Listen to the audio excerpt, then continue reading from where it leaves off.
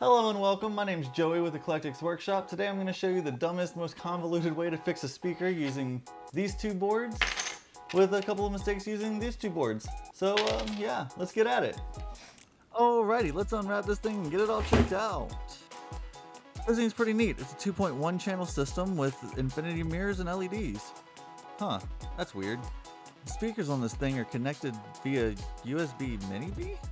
It's rated for 5 volts and takes a DC barrel jack. This thing didn't come with a power supply, so we're going to have to power it using our lab bench power supply. First thing we got to do is set this thing down to 5 volts. Next thing we're going to do is limit this to 3 amps, just in case.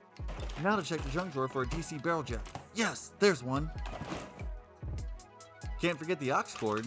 Get out of my way, headphones.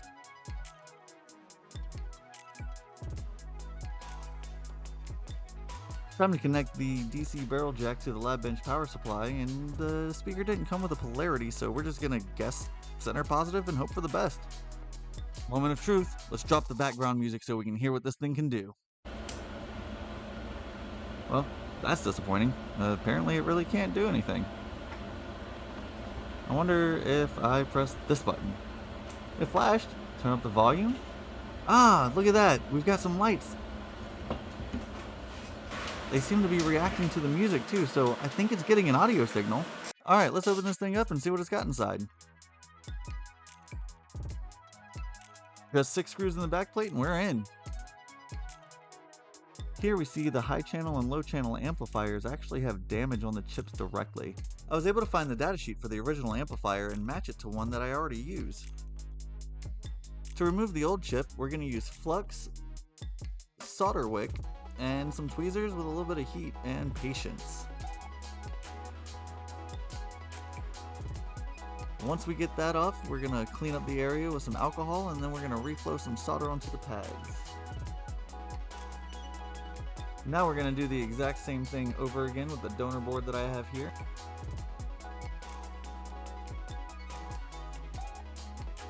These chips have the exact same pinout, so it's a direct swap. Make sure that the solder flows on every pin. And don't forget to clean up your mess with some alcohol. With the chip installed, let's see if this thing even works.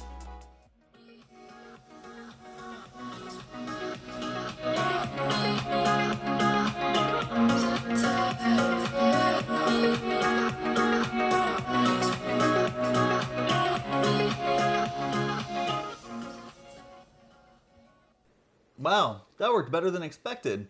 Now let's work on that bass amplifier chip. The subwoofer chip was actually harder to remove because it has a heatsink at the bottom that was soldered directly to the board. It's an LM386 amplifier, and initially I tried to remove the chip from the board.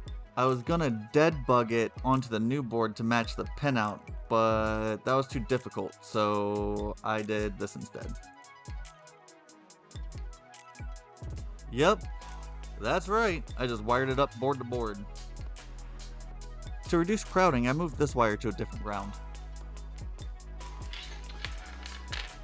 So unfortunately, this chip right here keeps blowing, and this one was nowhere near powerful enough to actually run the subwoofer audibly. In all of my frustrations, I didn't film any of it, but we're gonna jump into these two boards, so let's see how they do. This is a 60 watt mono board based around the Texas Instruments TPA 3118. I changed where I soldered the wires to the board for better stability. This board uses a Texas Instruments TPA 3110 and actually runs off of a minimum of 8 volts, so we're going to have to bump up this project voltage a little bit. I know, this setup looks janky and stupid. Don't judge me. In the meantime, hot glue will help. Don't worry, this gaggle of wires will definitely be hidden. Tuck all these wires and stuff it on into the box. Just gotta put in the last screws. Pop on the dials, make sure that they're in the correct orientation. Okay, before we do the final test, I do have to admit that I kind of screwed up the reactive flights, especially in the high channels. I was able to fix it in the subwoofer, but I don't have footage of that either. So yeah, if you were wondering why the high channel stopped working, that's why. Anyways, let's test this thing.